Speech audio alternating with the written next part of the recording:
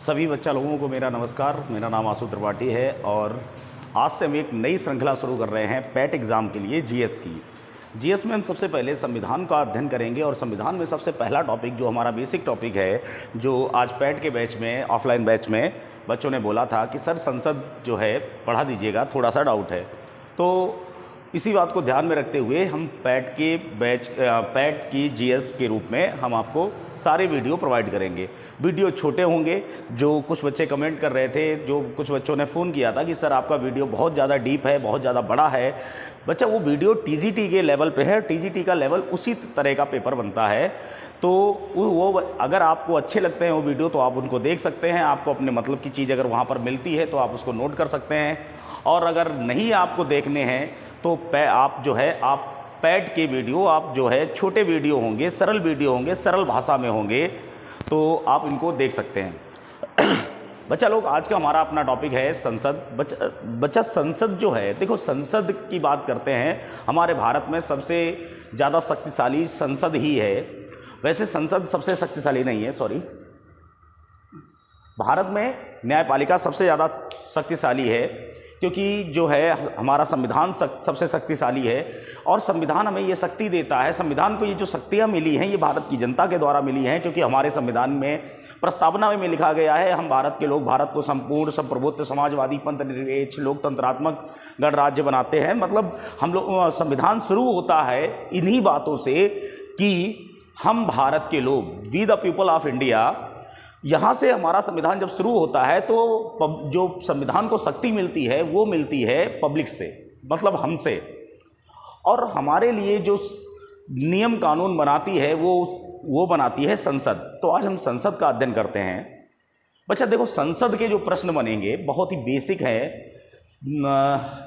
Part A, part two, अगर part two की ज़रूरत पड़ेगी तो हम पार्ट टू भी देंगे संसद का, वरना पैट के लेवल का एक ही वीडियो में 15-20 मिनट का वीडियो होगा, उसी में क्लियर हो जाएगा। सुनिए बच्चा, संसद आर्टिकल 79 के अंतर्गत हमारे संविधान में संसद का वर्णन है और इसमें साफ तौर पे कहा गया है कि संसद में 2 सदन होंगे। एक होगा उच्च सदन, एक होगा निम्न सदन। उच्च सदन को स्थायी सदन या राज्यसभा भी कहते हैं और निम्न सदन या अस्थायी सदन, जिसे हम लोग लोकसभा कहते हैं। संसद में आप संसद का सदस्य अगर आप बनना चाहते हैं तो या तो लोकसभा के अंतर्गत बन सकते हैं या राज्यसभा के अंतर्गत बन सकते हैं। तो अगर आप राज्यसभा से संसद का सदस्य बनना चाहते हैं तो उसमें एक एक्स्ट्रा प्रश्न यहाँ पर बढ़ जाता है कि राज्यसभा का सदस्य बनने के लिए आपकी क्या आयु होनी चाहिए। तो राज्यसभा का सदस्य बनने के लिए आपकी आयु होनी चाहिए 30 वर्ष और लोकसभा का सदस्य बनने के लिए होनी चाहिए 25 वर्ष। तो बच्चा लोग, संसद के कितने सदन हैं? संसद में 2 सदन हैं, लोकसभा और राज्यसभा। लोकसभा निम्न और राज्यसभा उच्च। खैर, हमारा प्रधानमंत्री जो है, यहाँ से प्रश्न बन सकते हैं। हमारे भारत में कई ऐसे प्रधानमंत्री हैं जो कि राज्यसभा से बने हैं। बच्चे ये जो है प्रधानमंत्री में आपको ज़्यादा अच्छे से बताएंगे कि लोकसभा और राज्यसभा में डिफरेंस क्या है। देखिए, मूलभूत शक्तियां तो लोकसभा के ही पास होती हैं, क्योंकि कुछ ऐसी शक्तियां हैं कि अगर लोकसभा ने कोई बिल राज्यसभा में प्रस्तुत कर दिया तो राज्यसभा उसको अस्वीकृत नहीं कर सकती। चलिए, तो वो आगे की बात करेंगे, वो थोड़ी बड़ी सी बातें होंगी। आगे सुनिए बच्चा लोग, राज्यसभा अनुच्छेद 80 के अंतर्गत आती है और इसमें अधिकतम जो सदस्य हो सकते हैं 250 हो सकते हैं। फिर से सुनिए, राज्यसभा आर्टिकल 80 के अंतर्गत आती है, इसमें 250 सदस्य हो सकते हैं। वर्तमान में इसमें 245 सदस्य हैं। 250 सदस्य अधिकतम हो सकते हैं, लेकिन वर्तमान में 245 हैं। अब यहाँ पर एक बात और याद रखना, 250 सदस्यों को निर्वाचित नहीं किया जाता। इसमें 12 सदस्य 4 अलग अलग क्षेत्रों से, साहित्य, कला, विज्ञान और समाज सेवा से मनोनीत किए जाते हैं। तो बच्चा लोग, अगर ये पूछा जाए कि कितने सदस्य अधिकतम निर्वाचित हो सकते हैं, राज्यसभा में कितने सदस्य अधिकतम निर्वाचित हो सकते हैं, तो 238 सदस्य ऐसे हैं जो अधिकतम निर्वाचित हो सकते हैं। प्रश्न समझना, जाके वहां पर पैट वालों एक प्रश्न ध्यान से पढ़ना अगर ये पूछा जाए कि राज्यसभा में कितने सदस्य अधिकतम निर्वाचित हो सकते हैं तो 238 हो सकते हैं, और कितने सदस्य मनोनीत हो सकते हैं तो 12 सदस्य मनोनीत हो सकते हैं। किस क्षेत्र से होंगे? तो बच्चा साहित्य, कला, विज्ञान और समाज सेवा जैसे 4 अलग अलग क्षेत्र हैं जिनसे जो है सदस्य मनोनीत किए जाएंगे। लेकिन अगर वहीं पर यह क्वेश्चन थोड़ा सा चेंज होकर आए, अगर ये पूछे कि वर्तमान में राज्यसभा में कितने सदस्यों का निर्वाचन हुआ है, वर्तमान में राज्यसभा में कितने सदस्यों का निर्वाचन हुआ है, तो बच्चा 245 में से 12 घटा दो, 233 सदस्य बचे हैं जो निर्वाचित होकर आए हैं। 233 निर्वाचित हैं, वर्तमान में हैं, और 12 सदस्य जो हैं मनोनीत हैं। अब प्रश्न ये हो सकता है कि जो ये निर्वाचित सदस्य हैं ये कितने राज्यों से निर्वाचित हैं और कितने जो है केंद्र शासित से निर्वाचित हैं। तो बच्चा लोग हमेशा याद रखना, जो ये निर्वाचित सदस्य होते हैं 234 जो हैं राज्यों से, भारत के सभी राज्य से निर्वाचित होकर, और 4 केंद्र शासित प्रदेशों से निर्वाचित होकर राज्यसभा में आते हैं। मतलब आप कह सकते हो 238 सदस्य ऐसे हैं, क्योंकि देखो 250 थे, 12 तो मनोनीत होते हैं, 238 बचे। अब 238 में 4 होते हैं केंद्र शासित प्रदेशों से, 4 जब 238 में 4 जब केंद्र शासित प्रदेशों से हो जाएंगे तो बचे 234। 234 भारत के अलग अलग राज्यों से होंगे। उत्तर प्रदेश से 31 निर्वाचित होते हैं। उत्तर प्रदेश में राज्यसभा में सीटों की संख्या कितनी है? 31। लोकसभा की 80, विधानसभा की 403, विधान परिषद की 100। तो ये प्रश्न बनते हैं, हम आपको बताएंगे आगे। जो है आज पहला वीडियो है, पैट के लिए है, पैट स्पेशल है। लेकिन जो अगर पीजीटी वाले, टीजीटी वाले अगर देख रहे हैं तो बच्चा थोड़ा बहुत तो ज्ञान मिलेगा। ऐसा तो है नहीं कि वीडियो वेस्ट हो जाएगा, अगर आप देख लेंगे टाइम खराब हो जाएगा, कुछ तो मिल ही जाएगा आपको। और फिर भी आप जो है आपका ये मन करे तो आप देखें। आगे सुनिए बच्चा लोग, 234 सदस्य सभी राज्यों से और 4 केंद्र शासित प्रदेशों से निर्वाचित होते हैं। अब ये जो 4 निर्वाचित हुए हैं इसमें भी एक प्रश्न बना देते हैं।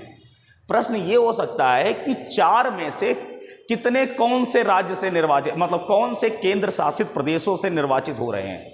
अब ये जो 4 निर्वाचित हो रहे हैं इसमें से 3 अकेले दिल्ली से निर्वाचित होते हैं, 3 जो हैं दिल्ली से निर्वाचित होते हैं, और एक जो बचता है वो बेचारा पांडिचेरी चला जाता है, पांडिचेरी से निर्वाचित होता है। तो अगर आपसे ये पूछे कि राज्यसभा में कितने सदस्य अधिकतम हो सकते हैं, 250, कितने निर्वाचित होते हैं मनोनीत होते हैं तो 12, कितने निर्वाचित होते हैं तो 238, 238 में राज्यों से कितने होते हैं तो 234, केंद्र शासित से कितने होते हैं तो 4, केंद्र शासित में दिल्ली से कितने होते हैं तो 3, पांडिचेरी से कितने होते हैं तो 1, और राज्यसभा का सदस्य बनने के लिए आयु है 30 वर्ष। ये हो गया राज्यसभा, उच्च सदन, स्थायी सदन। इसके सदस्यों का कार्यकाल 6 वर्ष होता है, और प्रत्येक 2 वर्ष बाद 1/3 सदस्य इसके संन्यास ले लेते हैं, मतलब रिटायर हो जाते हैं, या उनका कार्यकाल तब तक पूरा हो चुका होता है। वो एक साइकिल लगी होती है कि 2 साल में ये सदस्य रिटायर होंगे, फिर 2 साल बाद वो होंगे, फिर 2 साल बाद वो होंगे। जब वो रिटायर हो जाते हैं उनकी जगह चुनाव होता है, ये चलता रहता है। अब बच्चा आते हैं लोकसभा पे। अब देखो लोकसभा में कहाँ लिखा है, ये लिखा है लोकसभा आर्टिकल 80 में है, देखो लिख दिया है, आप जो है इसको देख लेना। लोकसभा में अनुच्छेद 81 के अंतर्गत आती है। इसका कार्यकाल जो है 5 वर्ष होता है। 42वें संविधान संशोधन 1976 में इसमें लोकसभा का कार्यकाल 1 वर्ष बढ़ा दिया गया था, और 44वें संविधान संशोधन 1978 में इसका कार्यकाल 1 वर्ष पुनः घटाया गया।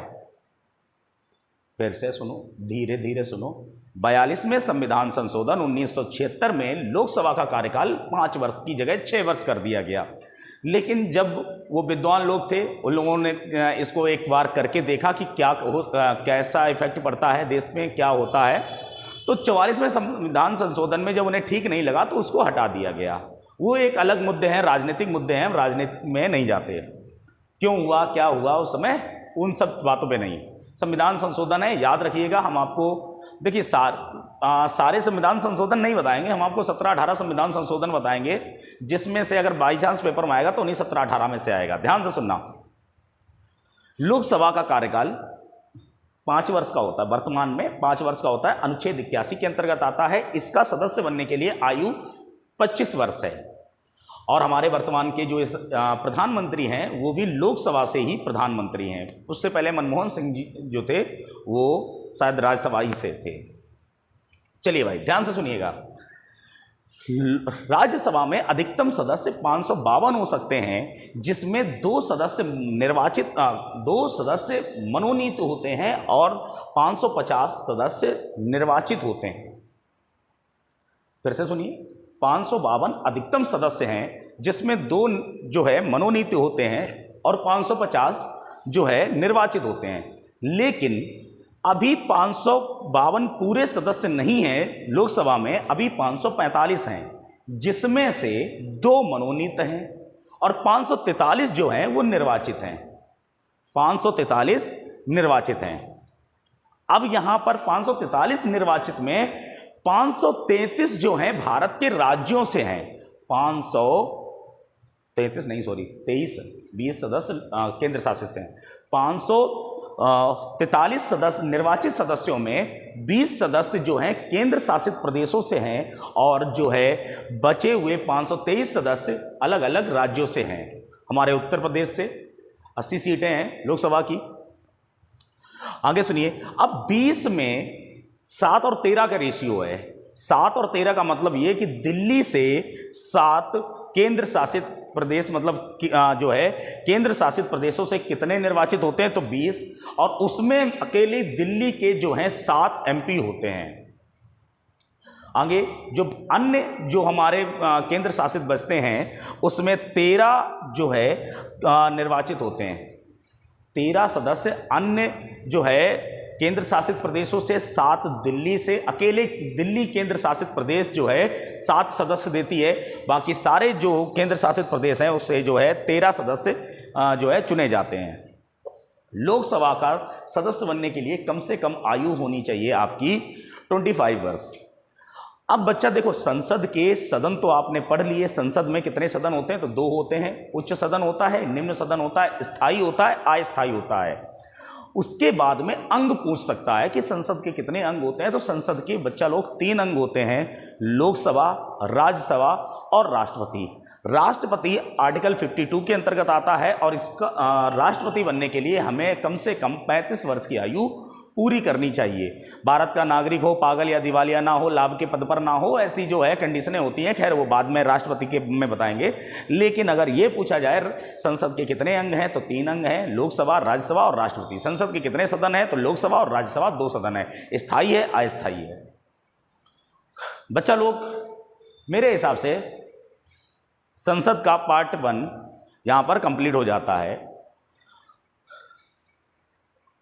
चलिए, तो आप इसको जो है एक बार ध्यान से देख लें और पार्ट 2 जो है इस वीडियो के आने के अगले दिन आ जाएगा आपका। धन्यवाद।